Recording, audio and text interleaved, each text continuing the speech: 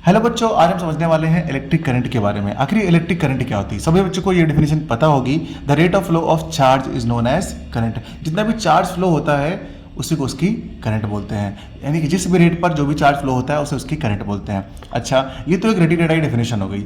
हमारे पास भी एक डेफिनेशन लिखी हुई, देखिए, electric current is expressed by the amount of charge flowing through a particular area in unit time. तो ये भी आपकी एक डेफिनेशन है जो अभी पहले बताई थी, the rate of flow of charge is known as current, वो भी आपकी एक डेफिनेशन है। दोनों की दोनों डेफिनेशन है, लेकिन इसका मीनिंग चलिए आपको बताते हैं।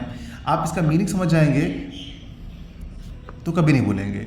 ये है आपका एक वायर है, ये आपका एक वायर है, ठीक है ना, किसी भी मेटल का बना हुआ है, और इसके अंदर से ये इलेक्ट्रॉन पास हो रहे हैं, इसके अंदर से ये पास हो रहे हैं आपके बेटा इलेक्ट्रॉन, ठीक है ना, इलेक्ट्रॉन पास हो रहे हैं इस वायर से, और इसमें करंट आ रही है, ठीक ना, इसमें करंट आ रही है और इससे इलेक्ट्रॉन पास हो रहे हैं। तो आपने कह दिया है कि यहाँ पर एक क्रॉस सेक्शन ऑफ एरिया ले लिया, यहाँ पे एरिया ऑफ क्रॉस सेक्शन यहाँ पर ले लिया, एक एरिया, पर्टिकुलर एरिया, ठीक है। अब इस एरिया के इधर भी इलेक्ट्रॉन आएंगे पास होके, इसके इधर भी पास होकर इलेक्ट्रॉन आ जाएंगे, इधर भी निकल के आएंगे, है कि नहीं, इस एरिया से। तो आप यहाँ पे ये बोलेंगे कि इस क्रॉस सेक्शन से, यानी कि एक सेकंड में हमारी डेफिनेशन में टाइम रहता है ना हमेशा, पर यूनिट टाइम, ये वही है। यानी कि आप कहेंगे कि एक सेकंड में इस क्रॉस सेक्शन एरिया से जितने भी इलेक्ट्रॉन पास हुए हैं उसे ही उसकी करंट बोलेंगे, उसे ही बोलेंगे कि इसमें कितनी करंट फ्लो हो रही है। यानी कि एक सेकंड में जितने भी इलेक्ट्रॉन, यानी जितना भी चार्ज यहाँ से पास हुआ है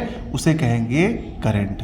ये हो गई बेटा इलेक्ट्रिक करंट। समझ में आया ना कि मैंने कहा पर यूनिट टाइम का मतलब क्या पे, आप एक पर्टिकुलर टाइम पे जितना भी चार्ज यहाँ से पास हो रहा है, चार्ज पास होने का मतलब इलेक्ट्रॉन पास हो रहा है, उसी को बोलते हैं करंट।